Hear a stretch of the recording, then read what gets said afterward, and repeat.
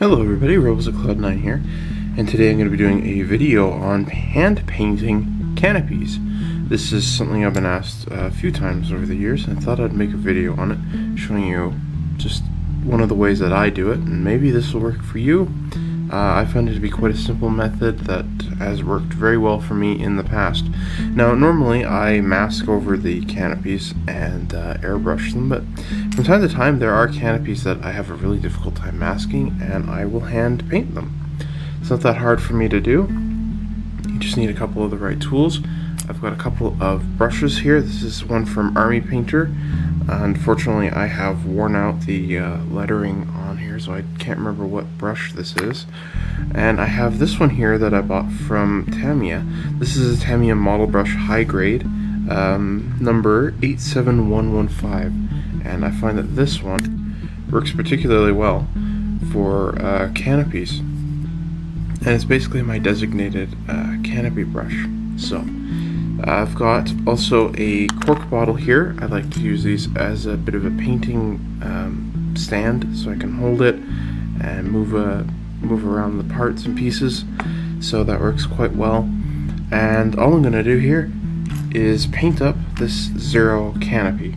This is just a spare, came with the kit, and I'm just going to use it as an example. So I'm going to take some tape here. I'm going to double side it. You can use something like poster putty, silly putty, plasticine, whatever. That will also work to hold it down. So there we go. That's going to be nice and stuck down there. Now the first color that I'm going to be using is a flat black, and this is going to be for the interior and the panel lines. It's also going to be a great base color because the flat black works quite well as a base coat, as far as being quite thick. Now don't worry and don't fret about going over the lines when you're doing this. We're going to be able to clean that up later. So let's take some of our paint here and just get our brush nice and prepped there. So one of the first things that you're going to want to do, or try to do, is it's going to be kind of a thing where you're going to want to go and paint a square. But what I've found to be a lot easier, and I'll just move my paint out of the way here so I've got more room. One of the things I found to be a lot easier is to paint just as easy as you can a straight line. Helps if you put your hands down on the table if you have a harder time steadying your hands. And again, I'm not worried about being perfect because we're going to be able to clean that up in a little while later.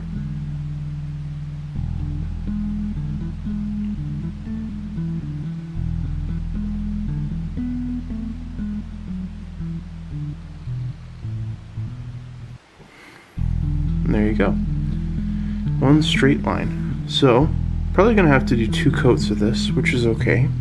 That's going to be normal. So let's do a second layer on here.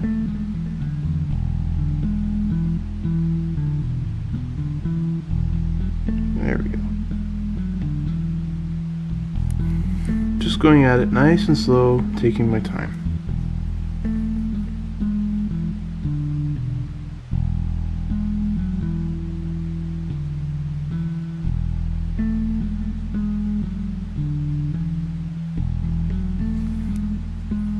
Now I can already see kind of how transparent it is already. So again, I'm not going to worry about that. That's going to be left up there for a second coat when I get to that.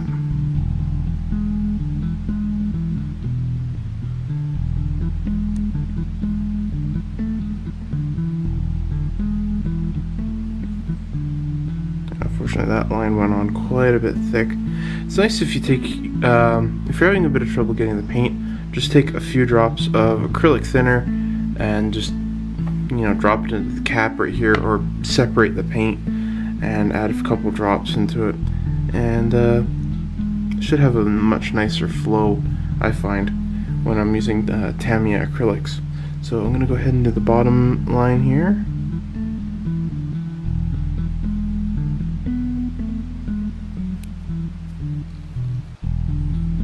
And now the other side.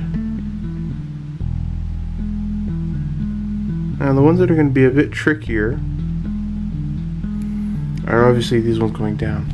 And we just got to do them in sections. I'm just going to clean off my brush here, make sure it's not too loaded with paint. I've still got the nice point on the edge of my brush here.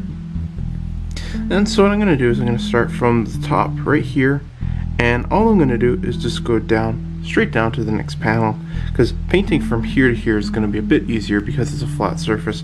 It can be a bit more challenging when you're painting on a curved surface. So let's go ahead and do this here.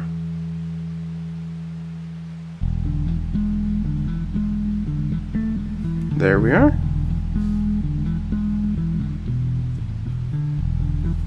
And I'll do the other side while I'm at it here.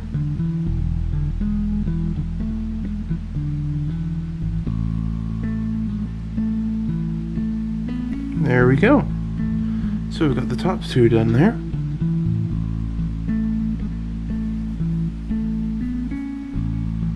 Bit too much paint in that one. So now let's pull it down. All the way down to the bottom. There we go.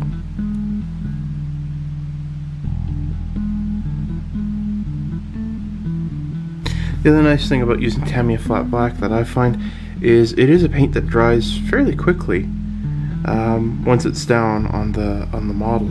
So I don't have to sit here and wait forever and ever and ever for it to dry. I can move quite quickly along with this, and basically by the time I've finished the first coat on all these parts, I could easily move on to a second coat. Didn't get any, lost all the paint there on that first line.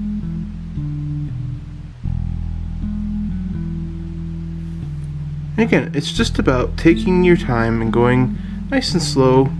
Don't get too caught up in making your lines perfect, because we're gonna go fix those later after we have all the colors painted, like I said. All the way down there.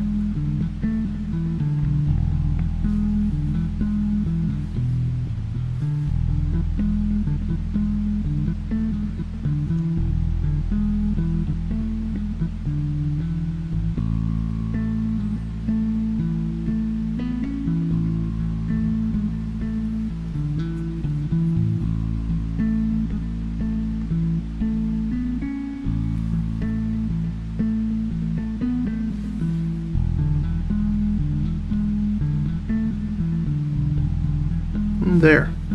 So there's layer one of our canopy, and I think it's quite plain to see. It is quite a bit transparent in there, and there's a couple areas that just aren't looking as pretty. Kind of the brush went to the side a little bit, and again, that's okay. Like I said, we're gonna fix that up later. You can see that line right there. It's not entirely straight, but don't worry about it. We're gonna get to it. We're gonna get to it later on. So what I'm going to go do here is I'm going to go paint the second layer on top of this, because it's basically dry. I'll go ahead and do all the other parts there, and I'll come back and we're going to do the main base color that you're going to see as part of the rest of the exterior of your model. So I'll be back for that in a moment.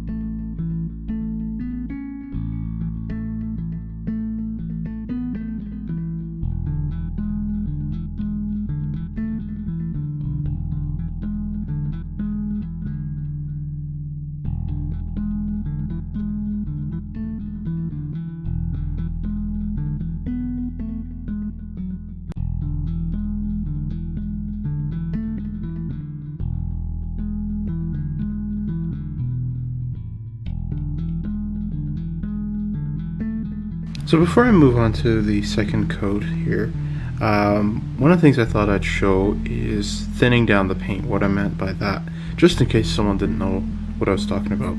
So I've got the flat black here, and all I'm going to do is just take some X20A thinner. This is acrylic thinner, and I've shaken this up quite well. And I'm just going to take it off here. There's the cap. That's what I like about these Tamiya paints.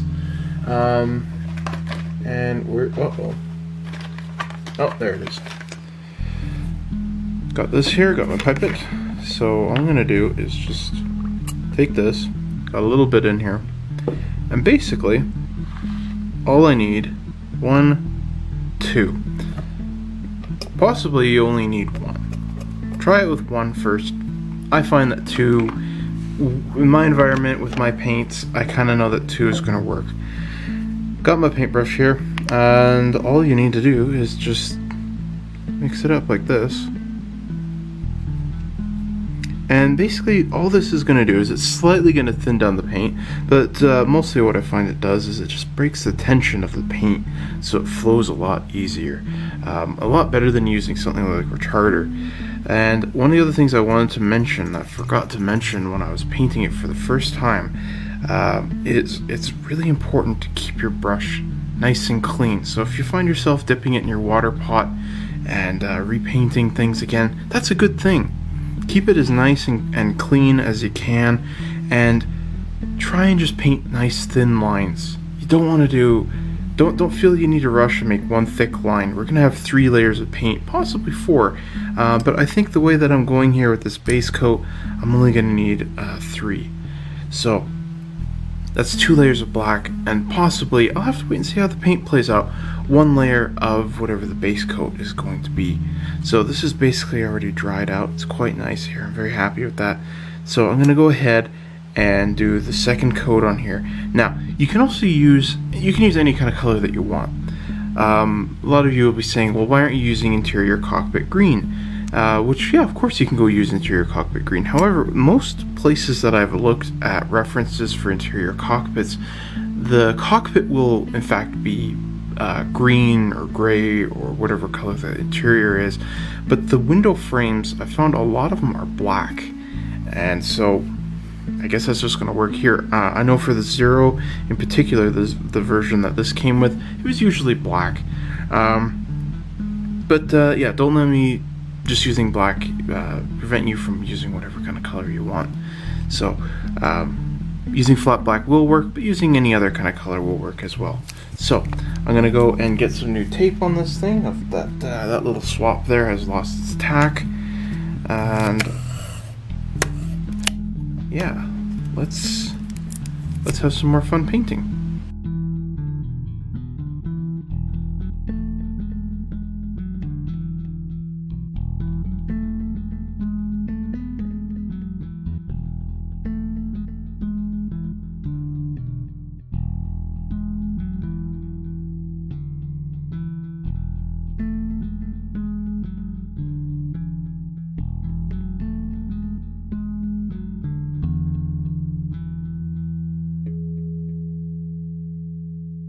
Alright, I've left them to dry for a few hours now. I'm using JA Gray XF14. I've thinned a bit of it here in the cap. Got that all nice. Some of you might be saying don't add the thinner in here because then you mix with the rest of the paint and then it contaminates the paint and dries it out quicker. It's a few drops and I basically use most of it in the cap here. I'm not concerned about it. I don't find it to be a big deal. So basically we've got our 2 light coats of black painted on there. I'm just going to hold it up to the light here for myself, and I can't see through it. It's basically blocked off, and that's one of the things that you want. It's nicely blocked out, and now I can just take the brush and paint on the base color here, and should blend itself really nicely together here. So hopefully I got this at just the right consistency. Might have to do 2 layers of this, we'll see.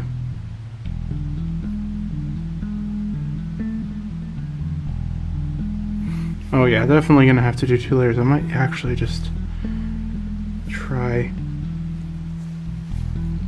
tossing a bit of more paint in here to thicken it up a bit more, because it's a bit runny. Remember what I said, 1 drop works quite well, just to make it flow a little smoother, break the tension. Sometimes I find with Tamiya acrylics 2 drops does work really well. So let's give this a go here.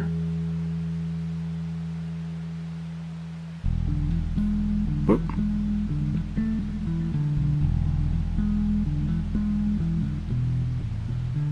Yeah, it's flowing very, very well. It's flowing at a very nice consistency, but I am going to have to do 2 layers of this here.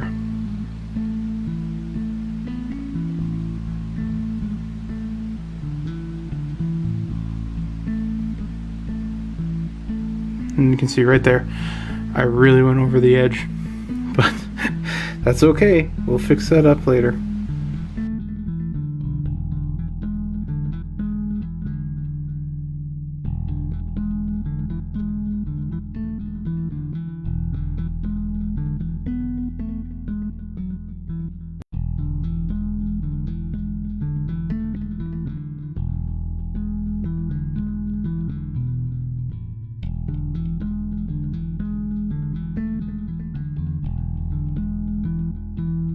Okay everybody, I have left the paint to dry for almost 24 hours and it's nice and dry now.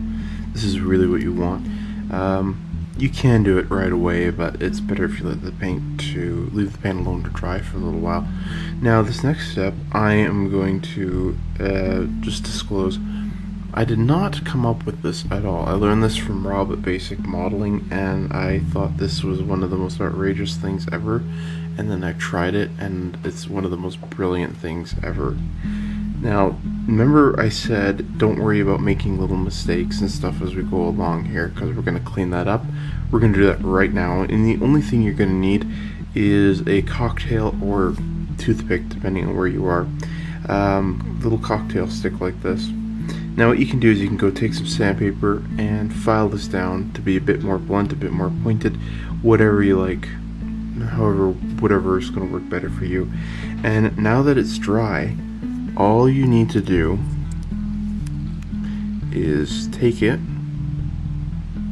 This is harder to do because I'm farther away from it. There's a good spot right there. And you just basically just scratching it off. Just like that. See, the paint doesn't really like to stick to the clear styrene, so you can get away with this. Of course it does stick, but it doesn't stick as nice as it does to regular solid styrene. So you just go along it and just slowly and carefully scratch it out. Take your time doing this. Again, this would be a little bit easier if I wasn't doing it on camera, because I'd be able to have it up closer to my face. But it does just come right out. So go to this line right here. Now one thing I have noted is you do want to be careful not to over scrape the surface, because you can make lines in the plastic, little white lines, and those will not come out without some excessive buffing and sandpaper and polishing compounds and stuff like that.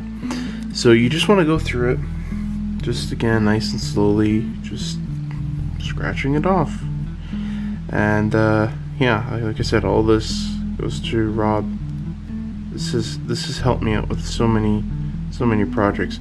So I know that this works really well on acrylics and enamels, and I am not sure what to tell you about lacquers. If you're using lacquers, you might have to do it kind of right away, because lacquer is notorious for being well known as a hard paint.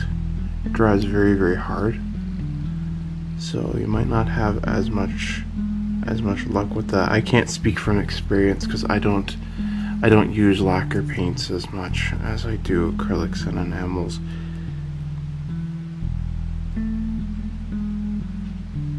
Let alone hand brushing them.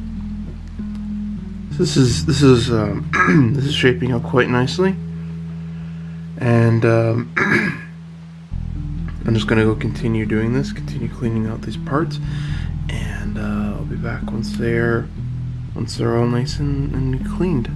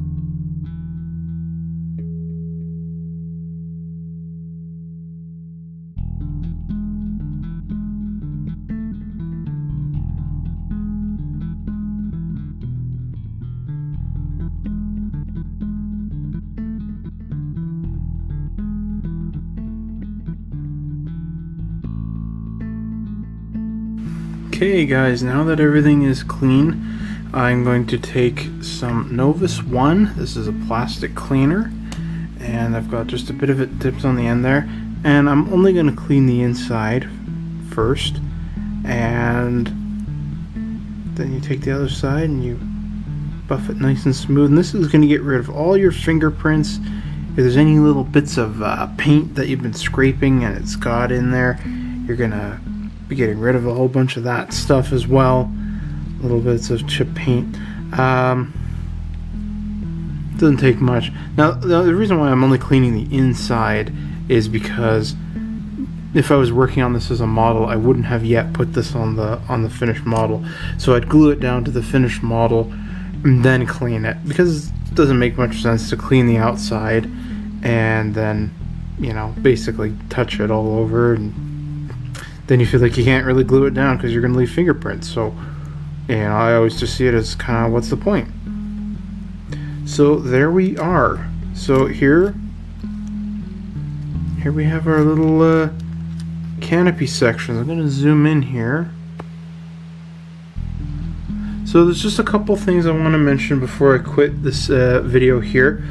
Number one, be careful when you're doing this, because you can scratch the plastic up. I've done that a couple of times, mostly with Airfix styrene. It's very strange, and I wasn't even actually pressing too hard on it. But just be a bit careful with it. Don't just try and really cram it in there to really clean it. Just be patient with it. It does take a little bit of a push to get it going, but again, just be patient. Also, be careful when you're holding these parts, because you can snap them in half if you're not paying attention and you're really going vigorously at it. I don't want to have that happen to you. Yes, it's happened to me before. So practice on a spare. Certainly you've got a spare canopy somewhere you could try something like this on. And like I said, just practice a few times.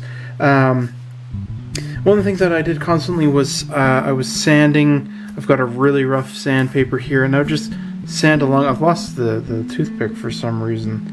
I don't know where it was, but anyways, I would sand it down just to keep that point really kind of nice there. I wasn't making it too sharp, just sharp enough to do be like a chisel action type of thing. And when you're doing it, you can find different shapes to mold it into, to sand it into, to fit whatever you want. So you can go ahead and try that. And the last one here is to be patient with it. It is a longer process, or can be a longer process.